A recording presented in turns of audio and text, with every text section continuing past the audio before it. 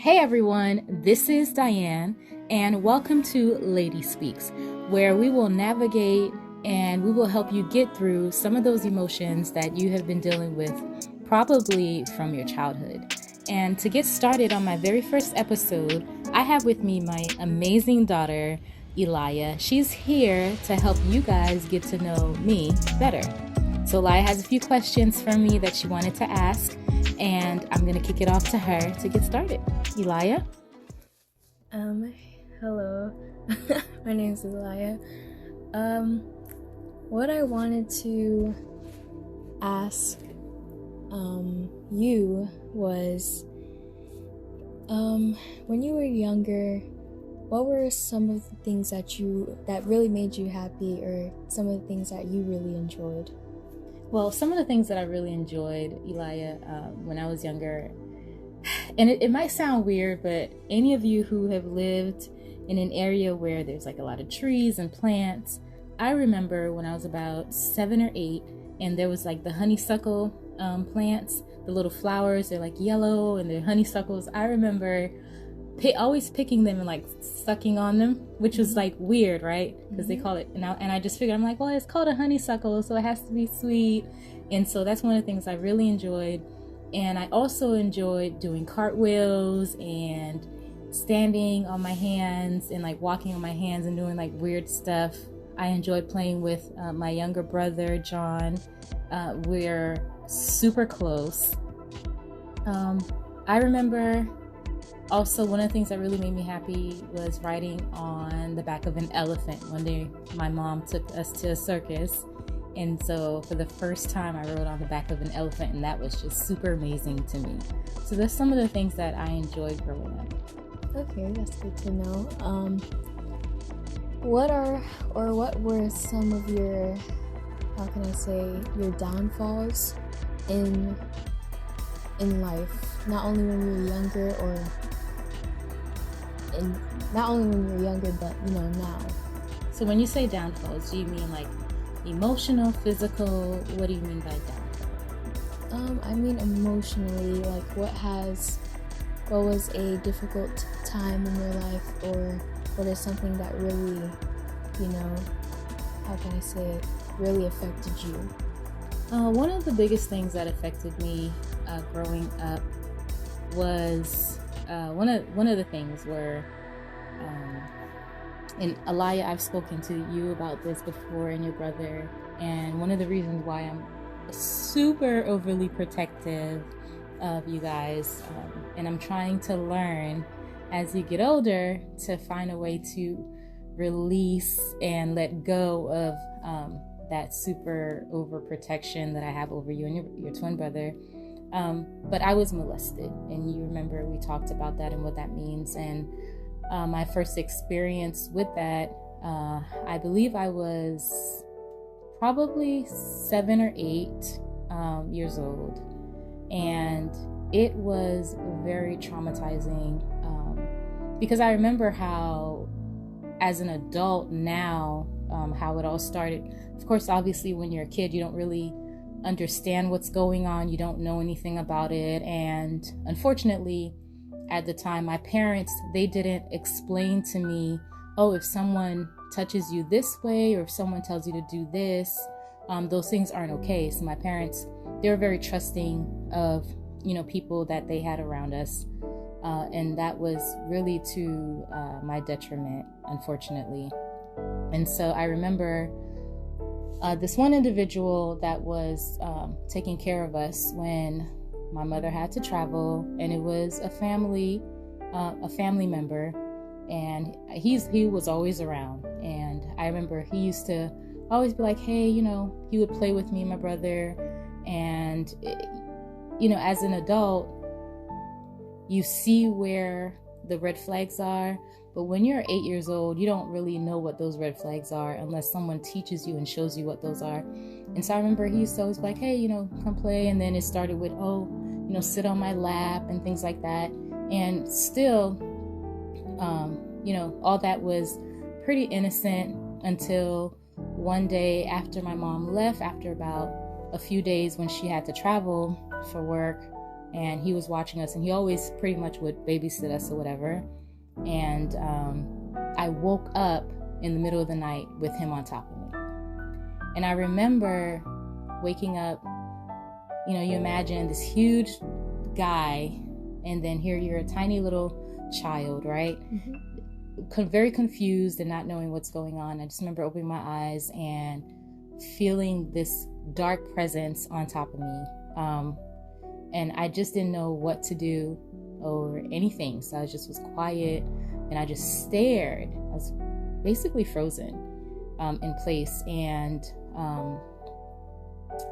I was frozen in place, and I just remember trying to figure out in that moment, one, who is this, and two, what is going on? What are these feelings what are these physical feelings that I'm feeling on my body that I never felt before? And then after a while, not too long, I guess, but he noticed that my eyes were open when he looked down, and that's when he stopped.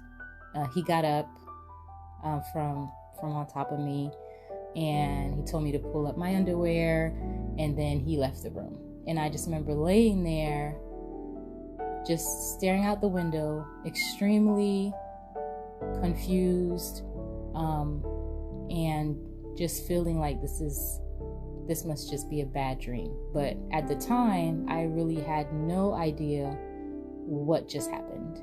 So for me, that was one of the biggest turning points in my life where, like you said, somewhat like a downfall, right? So it's like taking a snowball and throwing it down a huge mountain. And as it spirals down, it gathers more and more snow until it gets bigger and bigger and bigger. So that was the first instance of where I began to struggle with a lot of emotional things in my life. Okay. I also had another question in mind. I was going to ask you, I know we have talked about you, how you were depressed when you were younger, and I would just like to ask you, like, do you still feel depressed, or do you still feel the same, feelings that you felt like when you were younger? I definitely, right now, I'm 38 years old, and I don't feel the way I used to feel. I used to feel extremely helpless, devastated all the time.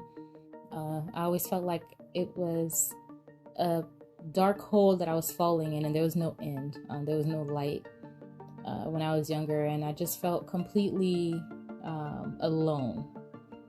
Now, after going through therapy, speaking my truth and forgiving, not really, they always tell you have to find a place of forgiveness, but I had to learn to forgive myself, because I put a lot of blame on myself, saying to myself, why didn't you say something? Or, why didn't you know what was going on? But the reality is, as a child, when you think of the mind of an innocent child versus the mind of an adult who has experiences, you really don't know a lot of things. And that's why, with age comes maturity and wisdom. And so I used to really, really be down on myself. So I don't feel the way I used to feel, but I do still have my moments where I struggle with some emotions that are kind of lingering, that I'm still working on, because, I'm human and emotions are real. Sometimes I feel like it's easier if, let's say, you bump your knee or you bump your foot or something. Okay, eventually that's going to heal, but emotional scars, those are the ones that tend to last, and they tend to last a long time, and they kind of come up when you least expect it.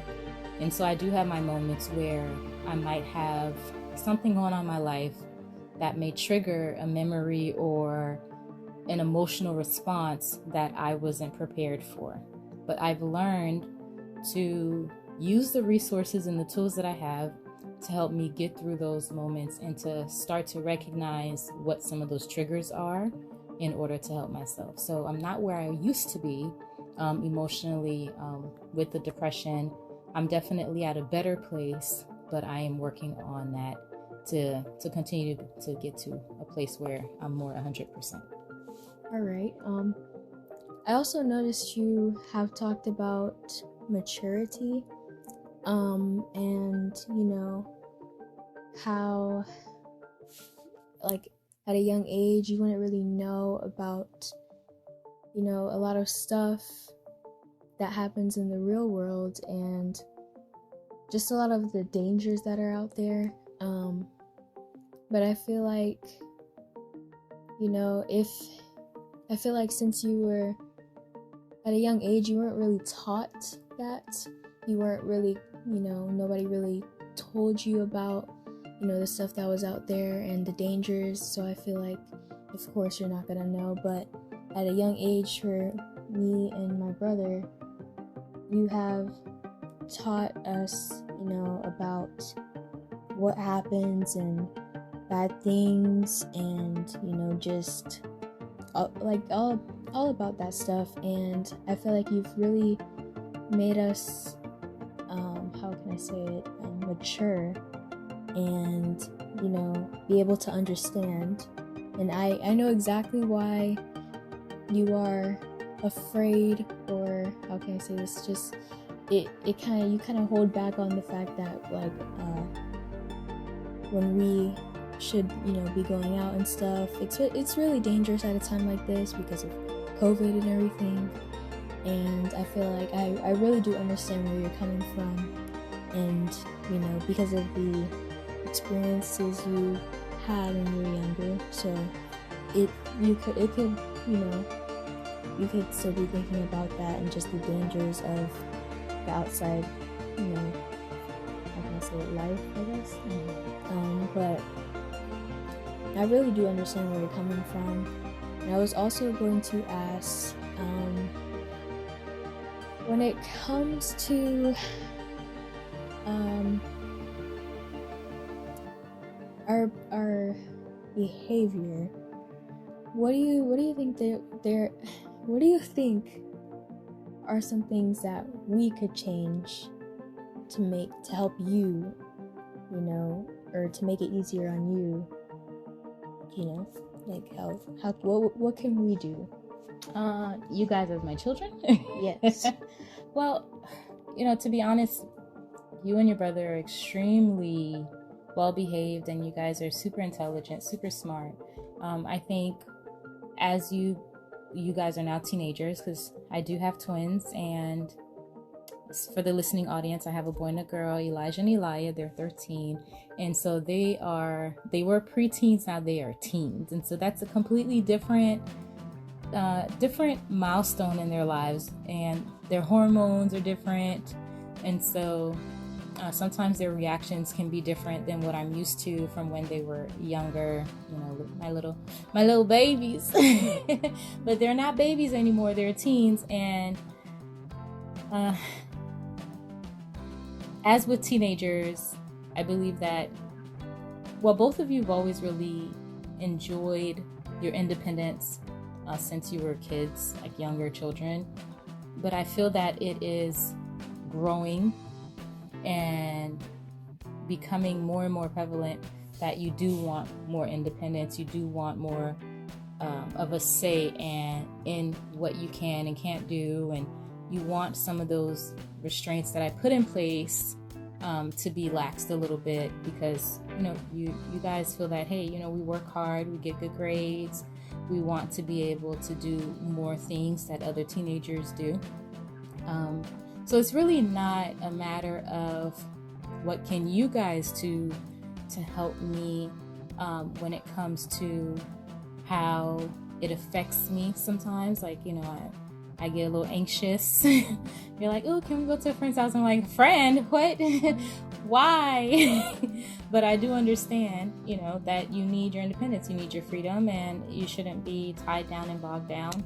I trust that you guys are always being safe and taking all the necessary precautions as I've taught you, and as you've demonstrated, especially this past year, So it's really a matter of me working on myself and coming to the realization that you guys aren't babies.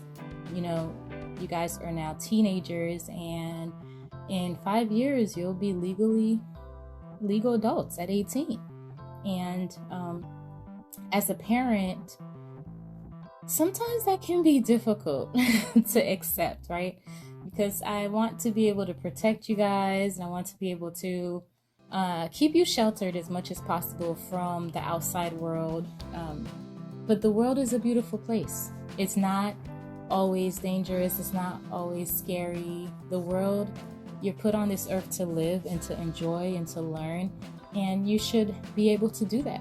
And I want you and your brother to be able to live life, enjoy life, experience life responsibly. And so that's something I have to work on within myself, because I do trust that everything that I've taught you and your brother as you've grown up, I do always see that you put it into practice, from the friends that you choose to your schoolwork to maintaining your surroundings, chores, things like that, how you communicate with others respectfully, and how you handle tense situations. You know, you and your brother, you guys make me so proud. And so that's something I do have to work on when it comes to myself. But a way you can help is maybe say, hey mom, take a deep breath. You have taught us what we need, and you've done a good job. You know, I think that would help me to remember that, okay, you know, I know I'm doing what I need to do for the twins, and all I can do is continue to instill in you those qualities that I believe that young adults need, so that way you guys can have the tools you need to deal with life and everything that comes with it. Okay, that's good to know. I know that we are very close to the year of 2021. So what are some of the main goals that you're trying to accomplish, or the stuff that you're really trying to focus on, or how you're trying to get better, or, you know, how you're just trying to be successful in life? So some of my goals, you know, I am on a path to self-care and more self-awareness. And so what's important for me is not necessarily finding the time, but creating time for myself and for my needs and for the things that make me happy. Because it's not always that. Now, I'm the type of person where I'm perfectly content being alone, being in the house all day. You know, it doesn't bother me. I'm like, whatever. Where some people, they love to be out and about. I'm good either way. Actually, I don't do all that well in large crowds. I get really anxious, and I feel extremely uncomfortable. But I want to challenge myself for the upcoming year to explore more and to put myself out there more. And this is one of the major reasons why I decided to start Lady Speaks, this podcast, because I feel that it's a source of healing for me, and I hope it's a source of healing for others with the topics and the discussions that we'll be having. But it'll give me an outlet to put those feelings out there, because I do believe that I'm not alone in a lot of the things that I feel and that I'm going through. And so for 2021, my goal is self-care. In order for me to be the best Diane I can be, the best mother I can be for you and your brother, the best lover I can be, the best business woman I can be, the best daughter, the best sibling, the best friend that I can be, and just the best overall individual I can be in a community. I have to learn to put myself first and not feel that it's a selfish thing, and not feel bad or feel guilty, rather, that I'm putting myself first. Because I have experienced in these past few years major burnout, because I'm not sleeping enough, or I've spread myself too thin, doing too many things for a lot of people that I care about, but at the same time, I haven't given myself the rest and the tools that I need to refuel and to heal and to give myself some self-care and some love. So that's my goal for 2021, is to really focus on self-care. Okay. Are there any questions you would like to ask me? Ooh. Yes. Let me see. I won't embarrass you on the podcast. I'm good for it. Okay, so you're 13 and you are coming into womanhood, right? Experiencing the different things that you experience in life, the different emotions and feelings. And sometimes you and I, because we're very similar, I always say that God made me twice over when he made my daughter. Because I look at her and I see me, and so I look at you and I see myself. And so I want to know, as far as your emotions as a teenager, how do you feel you navigate those emotions, be it good or bad?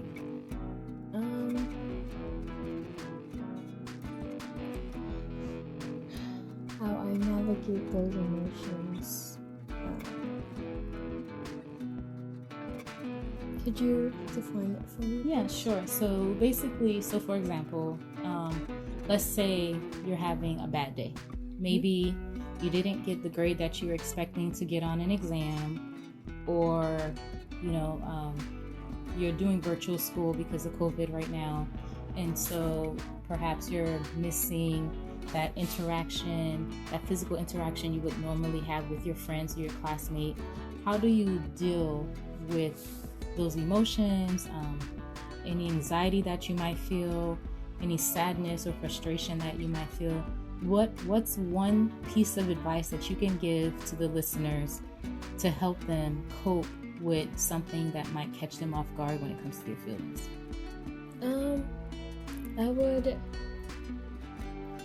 One thing I would say is, if someone is, or if you're getting angry, or those emotions, like how do I say this, like if you just, for me, when I get really frustrated, I tend to just walk away and not really talk about it, because, and it's not a good thing. I feel like it's kind of a bad thing, because communication is a good thing between people, and you should be able to communicate, to tell them how you feel, and to just get them to understand where you're coming from. And so for me, I do tend to walk away a lot, or I do tend to be like, you know what, never mind, I'm not gonna talk about this, because I just I've learned with my anger a better way to manage it, because usually I would just I would usually go full on out on someone if they attack me first. Not really attack, but if I get offended, or if those emotions just build up, then I'd probably just lash all my emotions out. But I've learned to just walk away, and I really, as I I go into a separate space where I can think, I really think about what I've done wrong, and I tend to put a lot of the blame on myself, because usually I'm not gonna lie, most of the arguments that happen are because I keep on going, or I get mad easily. So I tend to walk away and think about those emotions, and just really give a good, how can I say it, just be able to think about what I've done, or think about what the other person has done, what I could do better. And like, for example, like usually me or my mom would have a little argument. A heated discussion. Yeah, a heated discussion. I do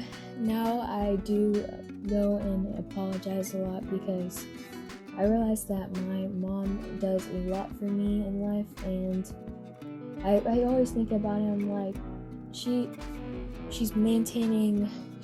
helping us keep this house. She's working for it, very independent. She does a lot of things herself. She doesn't get really much help from other people, and so even though you're there for other people when they need it, but I realized that my mom is a very good person, and she doesn't ask for much. She doesn't ask for anything at all like that, except for just little simple things. But like chores and stuff like that. And I feel like that my mom really works hard, and she's always just up and going, and doing what she needs to do, and just being a really good mom. And so me, when I think about that, I'm like, I'm a child, and I don't really deal with that type of stuff, like bills and work and stuff like that. I just deal with school. And so when I think about how all that, all what you're going through affects you, I'm just like, I shouldn't, how can I say, I don't deserve to feel a certain way when it comes to certain stuff. I don't really know how to explain it, but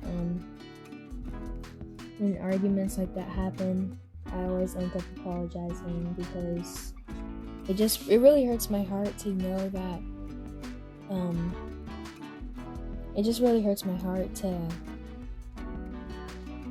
just to go, like, I play back in my mind what the things I've said, and I'm just like, well, I really didn't mean that. And so I go back to apologize, and I really love my mom and really close to her, so I would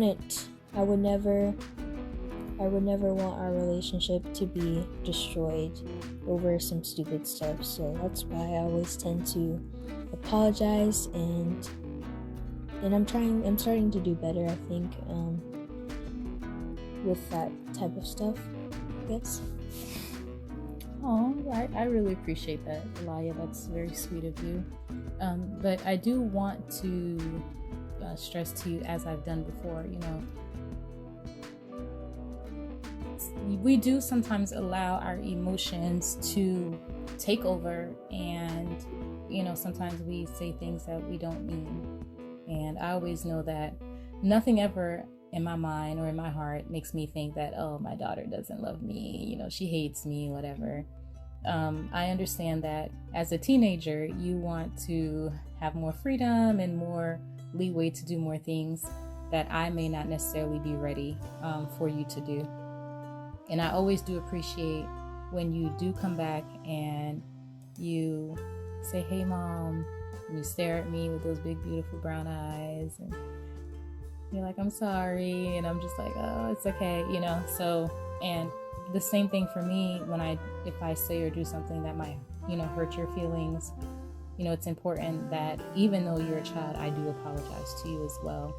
And so that's the kind of relationship Elia and I have, where we are two very strong ladies, very independently, with independent thoughts and emotions that drive us with different things that we want to do in life and want to accomplish. And so we're very strong-willed. And sometimes that does clash a bit, because we have our opinions and we stand by those opinions. But honestly, you don't really ever say anything that's too off the wall. You don't say like, oh, I hate you or anything. You've never said anything like that. And so I am thankful for that. You can hear the the jet flying over the house is so loud. But yeah, so it's cool. It is what it is, and it's something that, you know, as mother and daughter, I feel that sometimes mothers and daughters, they do tend to, especially around this time in your life, the teenage years, mothers and daughters tend to have a little strain going on, you know, because the daughters are ready to be more independent. The mothers are like, no, fire, danger, everything outside is horrible, you know, because we're super protective. You are babies, but you are young adults as well, and you're growing up and you're learning, and so you deserve the ability to be able to have good and positive experiences for yourself, and to be able to have the opportunity to exercise what you've learned and what we've taught you. And so I think you're an amazing young lady. You know, never apologize for the emotions that you have. That's one thing I had to learn, even if it's with me.